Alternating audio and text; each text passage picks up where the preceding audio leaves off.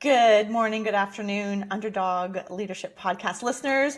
Another amazing story, another amazing chapter from the Collaborative Book Project, which now has a name, Embracing Ambition, which is exciting. And I'm really excited also to bring you my next guest. Her name is Onome Ako, and she is the Chief Executive Officer of Action Against Hunger. Welcome, Onome. Thank you so much, Jenny. It's great to be here. Oh, it's great to have you here. Um, we are going to talk about your story. I think one of the unique pieces about your story is where you come from. I'm sure do you get tired of hearing that? I'm curious. Like, I feel kind of Um, cheesy saying it. no, I You don't, don't? because it is what it is. It is what it is. So you Yeah, are from, where are you from? Nigeria originally. Wow. I'm And how old were Canadian you? as well. Yeah. Probably. And how old were you when you came? And I almost, let's just talk about this. I almost feel embarrassed asking you this because I feel like it's rote. Do you know what I mean? Or it's so, because your story is all about how visible your gender and your color is before you start. So can you help our listeners? How do you want to be introduced? How can we learn from this experience? I told you that before. I'm on a learning journey as well. Tell us. Well, I think I just want to be introduced as me. My name is Onome Ako, and that's it. And since you asked me that question, I think that the one thing I want to say is that a lot goes into naming, for example, in my culture. And so my parents thought long and hard about what to call me. And I just appreciate people trying to say Yeah. what my name is. It is Onome. And by the way, it means my, one who is cherished, one who is loved, my special one. I was the last born and only girl of my dad. So you can see where the naming came from. Wow. How many in your family? Just curious. Three of us, two older brothers and myself. Interesting. Interesting. So born to organize. Did you organize your brothers? I just, that's my impression. A little bit, yes, and I think I still do that. I love that. Well, you have such an incredible story from where you came from, but also what you've accomplished. I want to really highlight that, and where you're going as well. And so, I'd be curious to start unveiling the story you've written. The story is called Boxes, just to set people up for this. I love that title. Oh my gosh! What did you think your story in the collaborative book was about, and what did it end up being about? Well, first of all, before I answer the question, I just wanted to say a huge, huge thank you to you, Jenny, for, Oh gosh. you know, bringing me along on this project. It was such an amazing experience and met so many amazing, amazing, amazing women. So first of all, thank you. It was an eye-opening, unique experience. Um, and I think that everyone came in with their own stories, and sharing those stories amongst those beautiful women was just so empowering. So to answer your question, my story had a few threads in it, right? But primarily, it was about the perceptions that kept or consistently kept me in the box. Hence the title. I love the title, The Box. A small one throughout my leadership journey as a Black female immigrant. It is also a story about resilience in the face of these perceptions, and story about community, family, without whom I will not be here today. So it's a story that has different threads. So when I was writing the story, I thought it will end up with the focus on resilience. With me being on the stage in an international meeting in Spain, where my 6-year-old daughter was, in the audience of about 150 people. It would have been her seeing her mom on that stage in spite of all the challenges, almost a crowning moment. But then at the time of writing the story, a few things happened and it kind of changed the course of that story, right? So it's basically there's one hill, you're climbing up on one hill, you're on the top, and then there's a dip and then up and down, and that's kind of my leadership journey. You have this wonderful quote at the end. I won't give it away, but I think anybody who's been in leadership can relate. Do you think that's the hill, Onome? It's not the Yeah. hill, right? Absolutely. So give us a high level synopsis of your story to our listeners, would you? Well, I think I've said it really. It's just, Yeah. about, my leadership journey coming into, migrating to Canada in 2007, and the opportunities I got, and how I grew in my career, but Yeah. also, again, going back to the title, the different boxes that I was kept in throughout my career, and how I responded to it, right? There were Yes. times that I fought. There were times I stayed silent. There were times that I cried. There were times, also the little boxes I was kept in throughout, and how I was able to. I can't say I've completely broken out, but I've come into my own, in owning my space at the table. Yeah. At the end of the day, so that's basically the overview of the story. It's funny because one of the things that the ladies have said to me about this experience of writing and capturing their leadership journey, and you've said it here, is the chance to reflect and put words and context to something that often we don't get to do until the end of our career in hindsight, and to mark those arrival moments along the way. You talk about a bathroom cubicle, and it's funny because now that you articulated this, and I remember Michelle and I talking about this. Michelle's our editor. This moment that you talked to her about this bathroom cubicle and what it meant to you. Do you know how many of my clients talk about going to the bathroom and screaming and yelling and jumping? Like it's a thing. Who knew? I know, and the interesting thing is that session that weekend was truly special because it felt, like a therapy session Yeah. amongst, really amazing women coming together, and it. I think a lot of experiences, I will say, at least for myself, that I had bottled away in the Yeah. corner. I hadn't thought about that. Writing the story and thinking about, the journey kind of reminded me of the bathroom experience. Um, it was real. The bathroom was my space. It was the last cubicle. It was the biggest. It was my go-to. It was where I did my celebrations. When I was able to fight for, in quotes, equal pay or better pay. That So we talked a lot about that cubicle. That's not the part you're going to read for us, but can you read a section from your story to give a teaser to our audience, Onome? Absolutely. So it was tough to come up with something because every word in that story meant a great deal to me, right? But this is what I came up with. And I think I chose this as well because it's also a question that I get asked very, very regularly, and one that I got asked actually a few weeks ago, and I was like, ooh, well, here it is. Okay. I'm often asked what it feels like to have arrived. I suppose people see a black immigrant in a CEO position and they believe I have somehow made it or reached an endpoint. For a moment, I thought so too, as I sat there at that fancy hotel in a beautiful foreign city with a literal seat at the table. I took a deep breath, ready to celebrate my arrival. Wow. And I stopped Wow. there. I won't tell you what happens No, next. I You know, have I to know. read the It's book. like they have to listen, they have to watch it, Yeah. right? Wow. I love that. So there must have been, I mean, gosh. So let's talk about the writing. There must have been a lot of fear and doubt that kicked in, right? What did you do when it, so I can imagine being this, like all of the stories are very vulnerable, very honest in this book. Just an aside, I had one of my girlfriends who I had her read the story. She said to me, because mine is also very vulnerable, I talk about panic attacks, and she said, I'm so sorry that I didn't know that you were going through this because I Mm. didn't tell anyone on the May, right? That we suffer in silence so often. So when that fear kicked in for you about telling the story or getting it down on paper, what did you do? What did you turn to?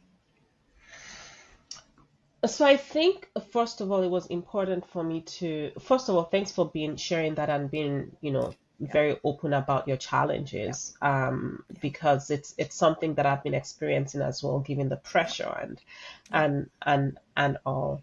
Um, and so when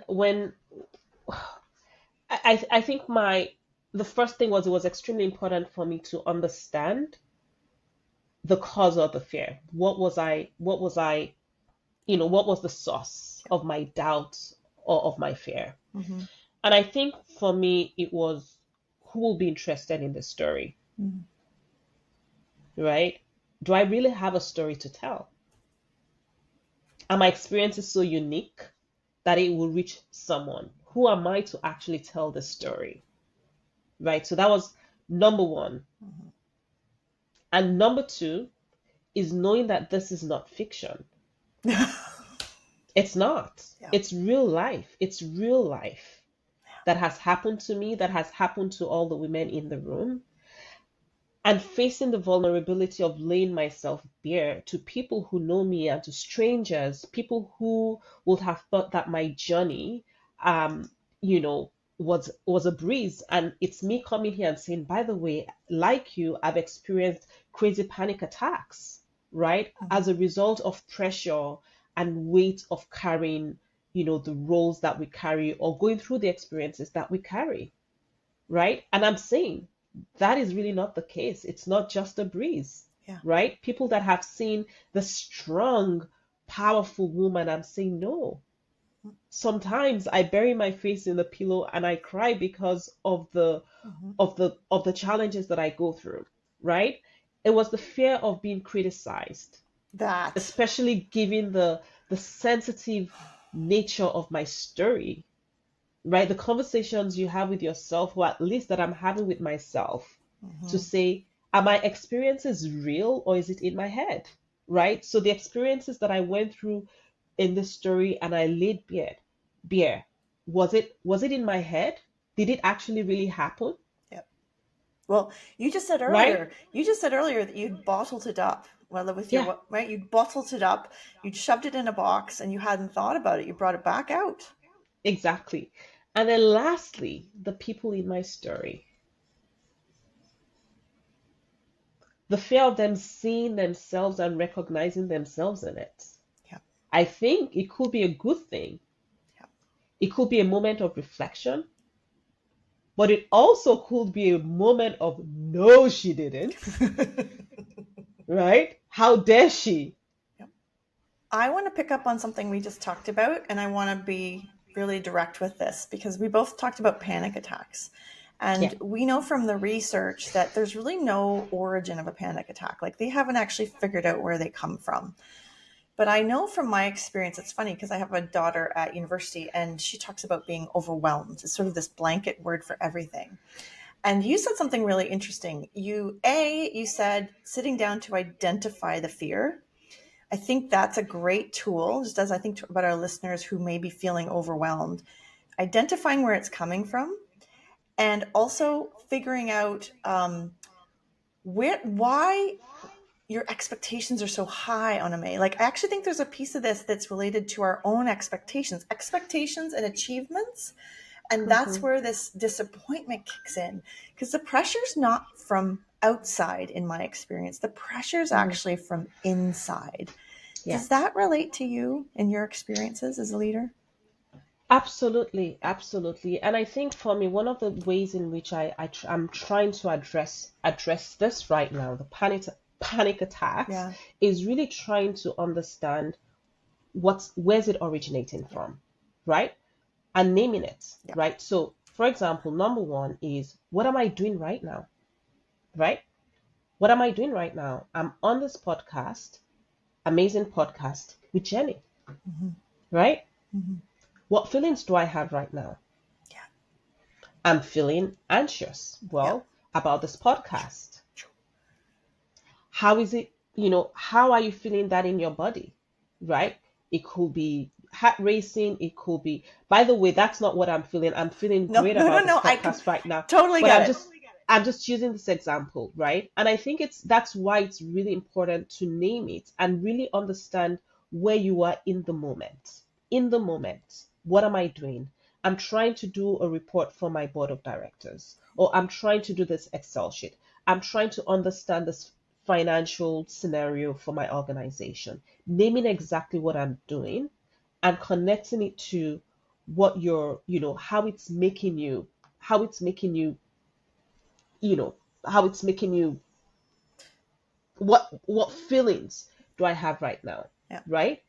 And then third, like I said, how what's the impact on your body? Because it's trying to one shift away the expectations, but also shift it away from the emotions Yeah. and just directly face exactly the task at hand and how you're able to deal with what what it is, It's if that like, helps. yeah, it's like getting rid of the head noise, Yeah. right? I have a theory, Onome, that smart women, analytical women get caught in their head, use their heads, and lose touch with their bodies and their emotions and their feelings.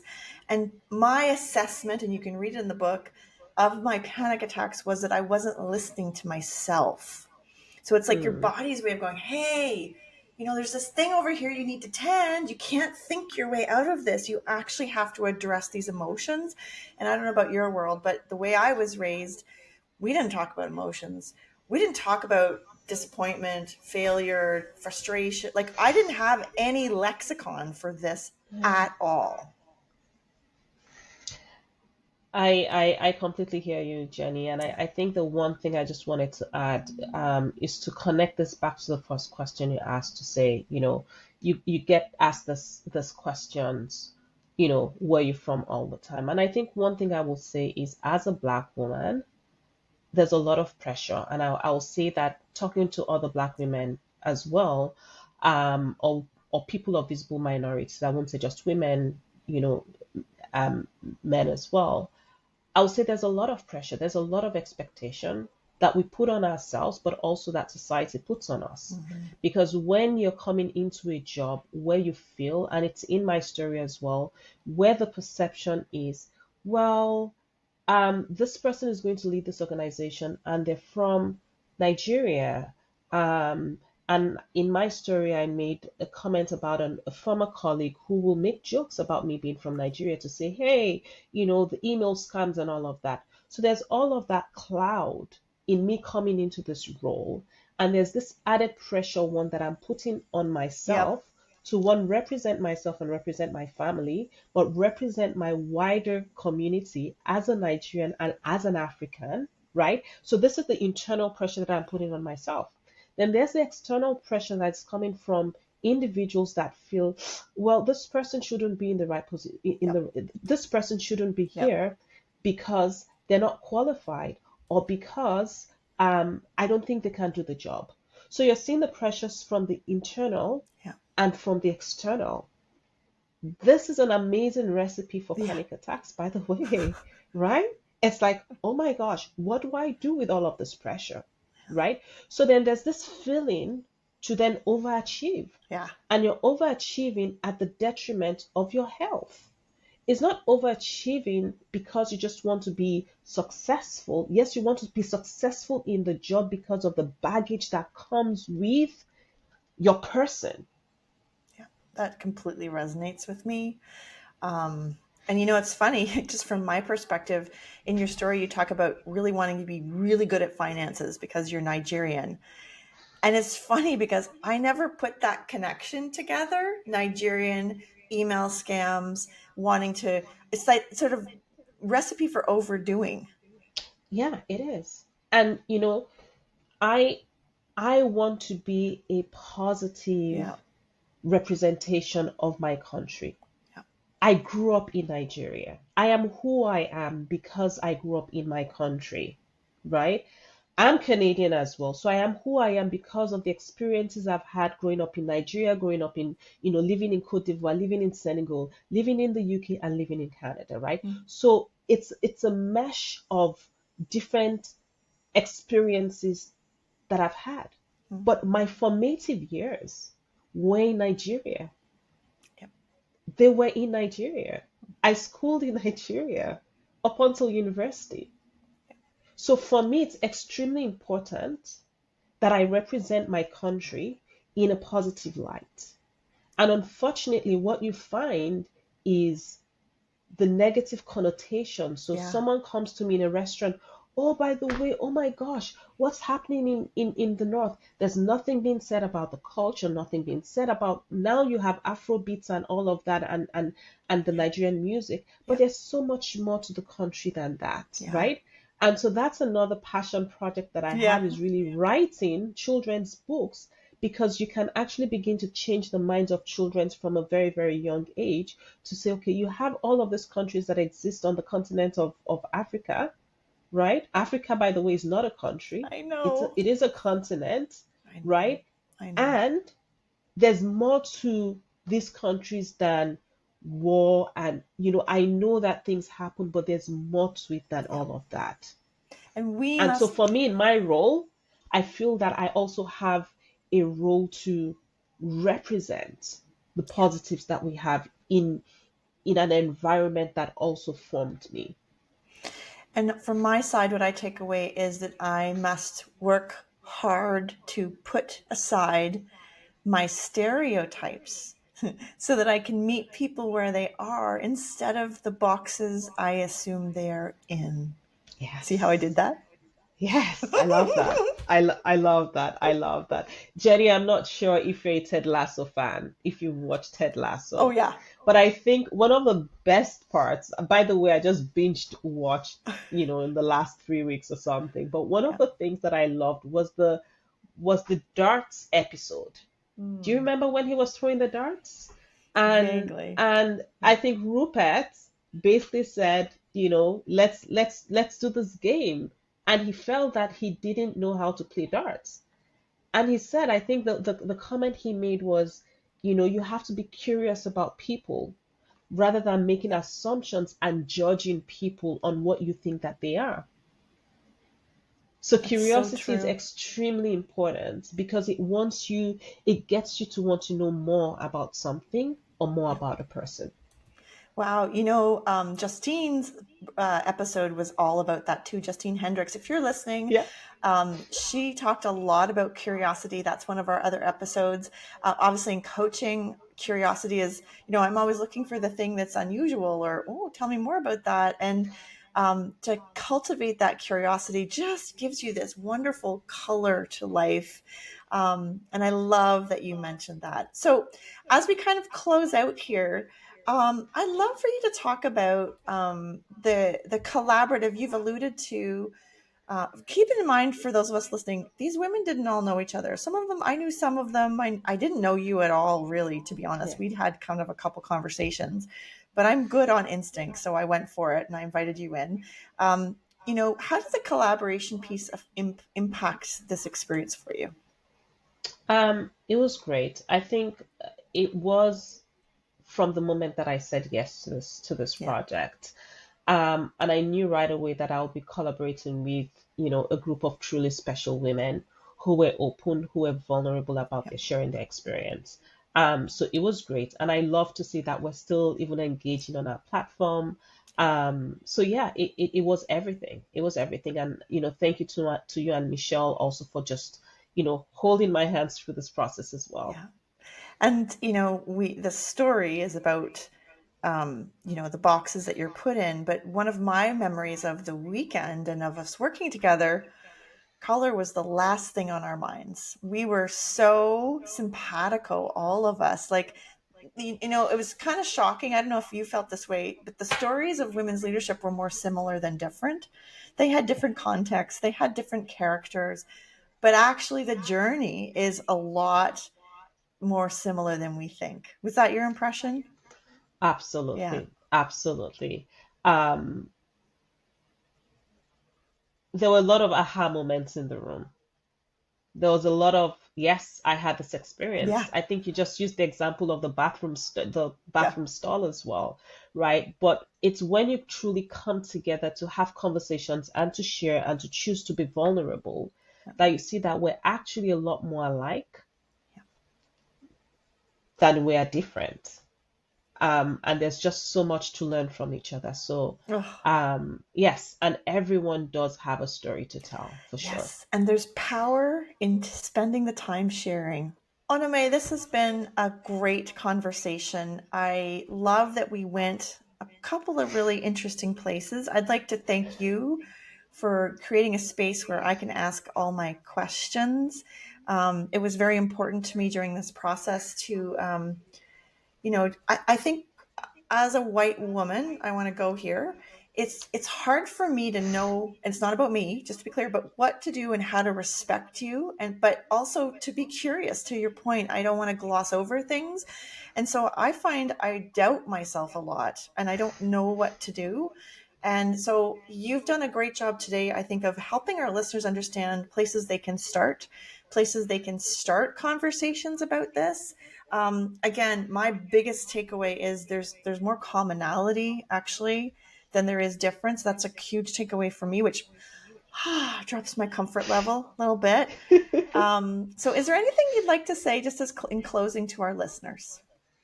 No, I think absolutely. I think I already said this. Everyone has a story to tell, Yeah, and everyone has a story to tell from their unique experiences and their lived experience.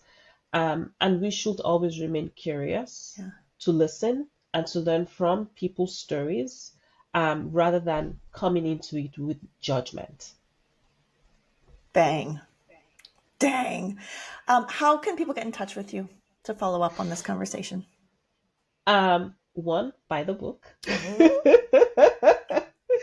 when it's out. But I think the best way to connect with me will probably be through LinkedIn as well. So just search Onome Ako in LinkedIn, and you'll be able to reach out to Sounds me. great. And Onome is Onome.